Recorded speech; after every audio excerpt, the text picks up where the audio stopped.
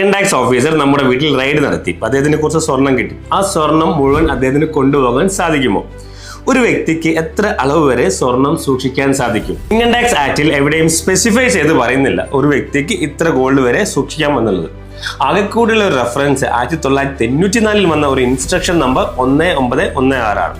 ഇത് പ്രകാരം ഒരു മാരീഡ് ലേഡിക്ക് 500 ഗ്രാം വരെയും അൺമാരീഡ് ലേഡിക്ക് 250 ഗ്രാം വരെയും മേലിന് 100 ഗ്രാം വരെയും ഒരു ബില്ലില്ലാതെ അല്ലെങ്കിൽ സോഴ്സ് വെളിപ്പെടുത്താതെ സ്വർണം സൂക്ഷിക്കാൻ സാധിക്കും.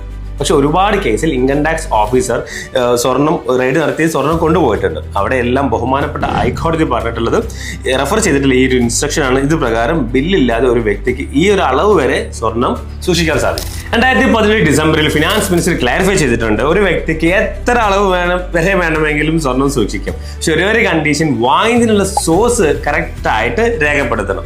ഉദാഹരണം വെച്ചാൽ ഒരു മാരീഡ് ലേഡിയുടെ കയ്യിൽ ഒരു 1000 ഗ്രാം സ്വർണ്ണമുണ്ട്. അപ്പൊ ഈ 500 ഗ്രാം വാങ്ങിയതിനുള്ള കറക്റ്റ് ആയിട്ടുള്ള പർച്ചേസ് ബില്ല് അവരുടെ കയ്യിൽ ഉണ്ടായിരിക്കണം.